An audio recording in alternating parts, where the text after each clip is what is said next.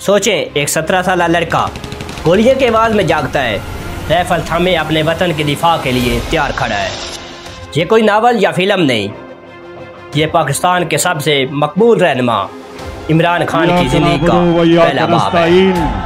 وہ جو کرکٹ کا ہیرو بنا، ماں کا خواب پورا کرنے والا بیٹا، اور پھر ایک طوفانی سیاستدان۔ سارے وقت کے فرعونوں کے سامنے کھڑا ہوا ہوں، میرا نصب العین ہے، ایاک نعبد و ایاک نستعین۔ یہ کہانی صرف ایک انسان کی نہیں، یہ ایک قوم کی امید کی کہانی ہے۔ آئیے عمران خان کے جذبے، جدوجہد اور جنون کا سفر شروع کرتے ہیں۔ تو اس ویڈیو کو لائک کریں، چینل کو سبسکرائب کریں اور آخر تک ہمارے ساتھ رہیں۔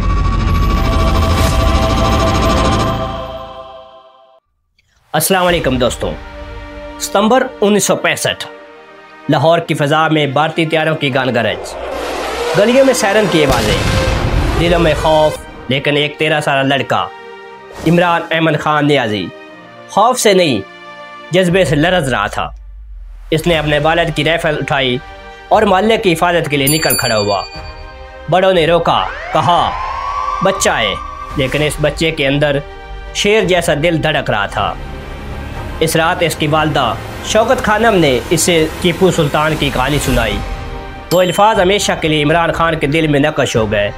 شیر کی ایک دن کی زندگی گیدڑ کے 100 سالہ زندگی سے بہتر ہے۔ وہ لمحہ تھا جب ایک بچے نے سپنے دیکھنے شروع کیے، عظیم بننے کے، پاکستان کے لیے کچھ کار گزرنے کے۔ ایچیسن کالج کے پروقار ماحول سے نکل کر عمران خان 1968 میں لاہور کی مقامی کرکٹ ٹیم میں شامل ہوا۔ وہاں زبان، لہجہ اور کلچر سب مختلف تھا، لیکن عمران خان نے ہمت نہ ہاری۔ 1971 میں قومی ٹیم میں جگہ ملی۔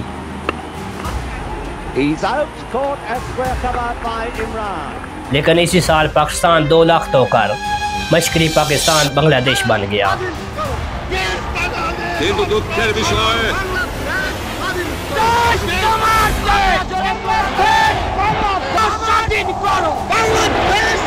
عمران خان کا دل ٹوٹ گیا۔ وہ پڑھائی کے لیے برطانیہ چلا گیا، جہاں اس کا مذہب سے رشتہ کمزور پڑنے لگا۔ وہ لکھتے ہیں، میں صرف شناختی مسلمان رہ گیا تھا۔ 1974 سے 1992 تک عمران خان نے کرکٹ میں وہ کاملات دکھائے وہ آج بھی تاریخ کا حصہ ہیں۔ 1984 میں ورلڈ کپ نہ جیتنے کا غم، لیکن 1992 میں 40 سال کی عمر میں جب سب نے اسے نظر انداز کیا، اس نے پاکستان کو ورلڈ کپ جتوایا۔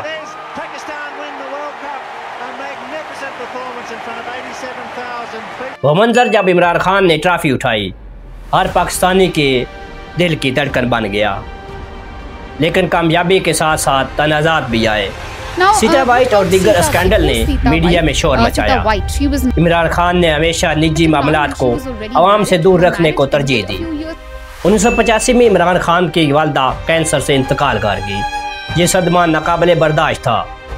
انہوں نے فیصلہ کیا کہ پاکستان میں ایک ایسا ہسپتال بنائے گے جہاں غریبوں کا بھی عالمی معیار پر علاج ہوگا۔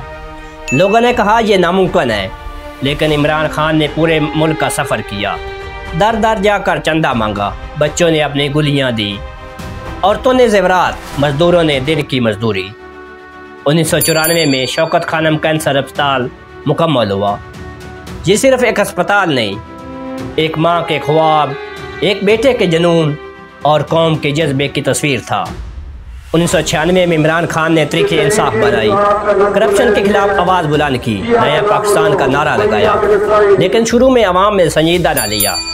1997 کے الیکشن میں عمران خان کو ایک سیٹ بھی نہ مل سکی اور پارٹی بری طرح ہار گئی، لیکن اس کا حوصلہ بلند تھا۔ ان کی ذاتی زندگی بھی آزمائش سے گزری۔ جمیمہ خان سے شادی، 2 بچوں کی پیدائش اور پھر 2004 میں طلاق۔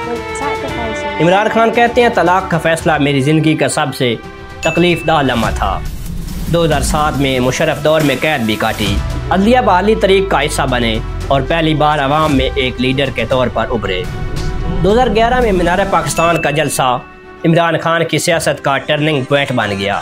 آج مینار پاکستان میں اللہ نے ہماری آواز سن لی ہے۔ لاکھوں لوگوں نے جلسے میں شرکت کی، نوجوانوں نے اسے امید کی کرن سمجھا اور پی ٹی آئی کی عوامی مقبولیت میں زبردست اضافہ ہوا۔ 2013 کے الیکشن میں عمران خان کی پارٹی نے खैबर पख्तूनख्वा में हुकूमत बनाई और कौमी सतह पर दूसरी बड़ी जमात बनकर उभरी। ऊपर अल्लाह और नीचे बल्ला होगा,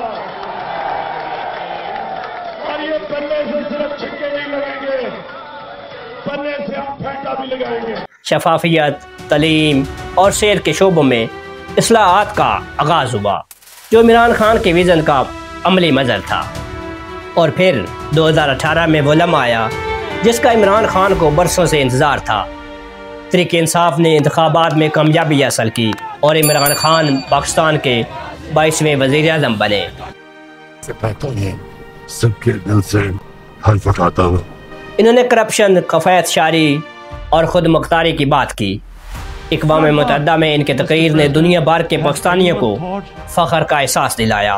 That what happens when there is a bloodbath, and we will fight, and when इन्होंने करप्शन, इस्लामोफोबिया और आलमी ताकतों के दौरे मेयार पर खुलकर बात की। It is important to understand this. The Prophet lives in our hearts. लेकिन मैशत, महंगाई और सियासी कशमकश ने इनके सफ़र को कठिन बना दिया। दोस्त दुश्मन बने, इत्तेहादी बिखर गए।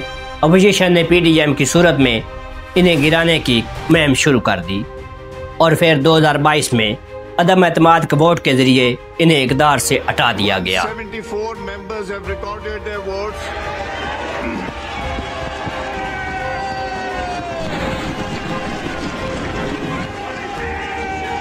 इमरान खान ने हार न मानी, वो आवाम में निकले, जलसे किए और दोबारा तब्दीली का नारा लगाया।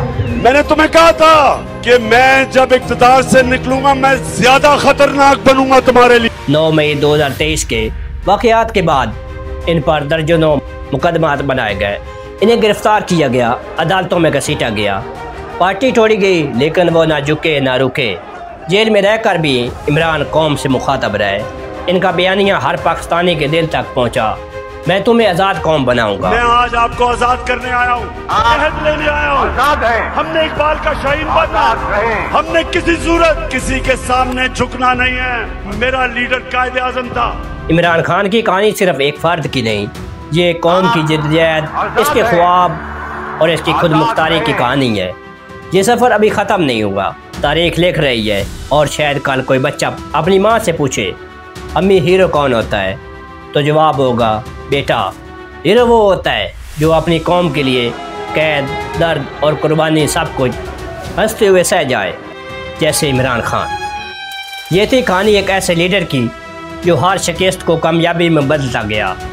अगर आपको ये वीडियो पसंद आई तो इसे लाइक करें, कमेंट्स में अपनी राय दें और चैनल असदग्राफी को सब्सक्राइब करके हमारे काफ़िले का हिस्सा बने। याद रखें, हर सच्चाई का एक वक्त होता है और वो वक्त आ चुका है। शुक्रिया। पाकिस्तान जिंदाबाद। अल्लाह हाफिज़। सब्सक्राइब।